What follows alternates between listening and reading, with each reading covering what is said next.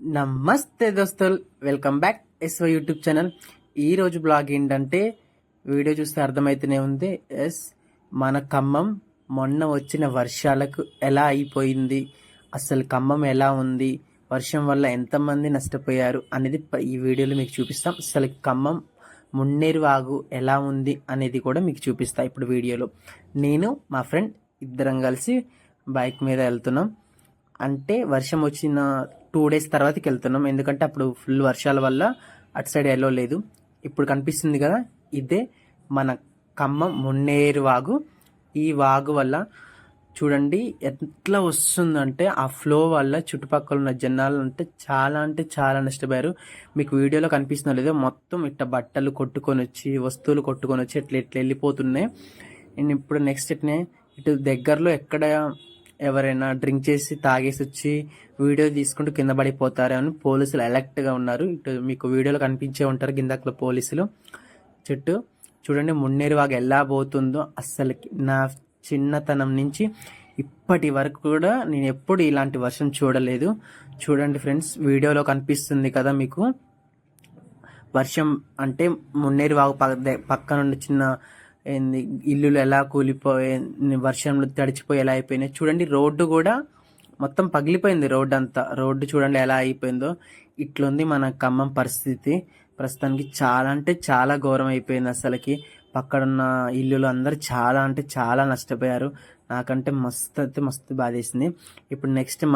ఇప్పుడు మనం నెక్స్ట్ కర్ణగిరి పోయే రూట్ మీద ఉన్న బైపాస్ మీదకి వచ్చాం. బైపాస్ ఫ్లో పక్కన చూడండి ఎలా ఉందో.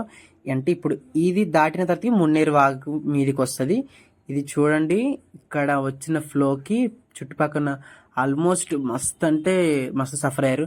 నాకు తెలిసిన ఆంటీ వాళ్ళు డబుల్ బెడ్రూమ్స్ లోపలికి కూడా ఫుల్ వాటర్ వచ్చేసి వాళ్ళ ఇంట్లో సామాన్లన్నీ పాడైపోయినాయి అంట. ఫ్రిడ్జ్ కానీ, టీవీ కానీ, కూలర్ కానీ అన్నీ పాడైపోయినాయి అంట. మేము వెళ్ళి చూసొచ్చాం, బట్ అక్కడ వీడియో తీయలేకపోయినాను.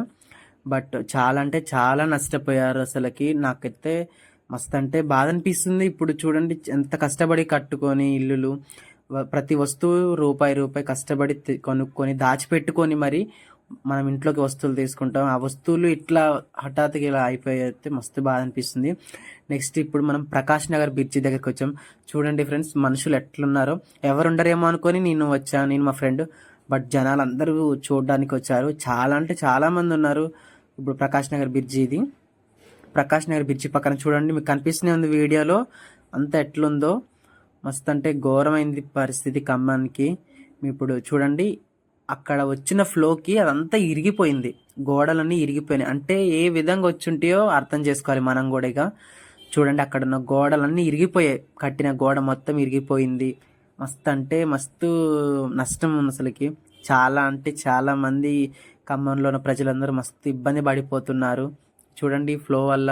ఇప్పుడు హెల్ప్ చేసే పరిస్థితి అంటే మనకి హెల్ప్ చేసేంత స్థాయి లేదు, బట్ అట్లీస్ట్ వాళ్ళ కోసం ప్రేయర్ చేసేంత మనసు అయితే ఉంది. కాబట్టి మనందరం దేవుడికి అయితే ప్రేయర్ చేసేద్దాం. వాళ్ళందరికీ కొంచెం గుండె ధైర్యం ఇవ్వాలని దేవుని అందరం కోరుకుందాం మనం. చూడండి ఎంతమంది వచ్చారో చూడడానికి, లైక్ చాలా మంది వచ్చారు. ఫ్లో మాత్రం అస్సలు కొంచెం కూడా తగ్గట్లేదు, ఆ రేంజ్లో వచ్చింది. ఇప్పటికి ఇది 3వ రోజు కూడా, ఈ థర్డ్ డే రోజు కూడా ఫ్లో ఆగడం లేదు. అంటే ఆ రేంజ్ ఇప్పుడే ఫ్లో ఇలా ఉందంటే ఇప్పుడు ఆ రోజు వర్షం పడ్డ రోజు ఇంకెలా ఉంటుందో మీరే అర్థం చేసుకోండి. చూడండి ఎలా వస్తుందో ప్రకాష్ నగర్ బ్రిడ్జి దగ్గర. అందుకోసమే బ్రిడ్జి అటువైపు ఇటువైపు కట్టేశారు రోడ్డు అంటే మొత్తం గోడ కట్టేసి పోనీయకుండా చేసేసారు.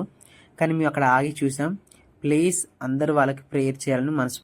డబ్బులు పెట్టే స్థాయిలో లేకపోయినా వాళ్ళందరికీ మంచి జరగాలి అంటే ఇప్పుడు జరిగిన ఈ నష్టానికి వాళ్ళకి గుండె ధైర్యం చేసుకుని తిరిగి మళ్ళీ సంపాదించుకునేంత శక్తిని దేవుడు వాళ్ళకి ఇవ్వాలని మనస్ఫూర్తిగా కోరుకుంటున్నా.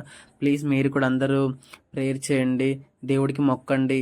ఇలా నష్టపోయిన ప్రతి ఒక్కరికి గుండె ధైర్యం ఇవ్వండి అని మొక్కుకోండి. డబ్బులు పెట్టలేం, అట్లీస్ట్ పక్కవాడు మంచిగా ఉండాలని దేవుడికి మొక్కిన ఆ దేవుడు అది చూసేనే కరుణిస్తాడు వాళ్ళకి. Thank you for watching video. Thank you so much. Next వీడియోతో మళ్ళీ ముందుకు వస్తాను. ప్లీజ్ లైక్ చేయండి, షేర్ చేయండి, కామెంట్ చేయండి, సబ్స్క్రైబ్ చేయడం మాత్రం అస్సలు మర్చిపోమాకండి.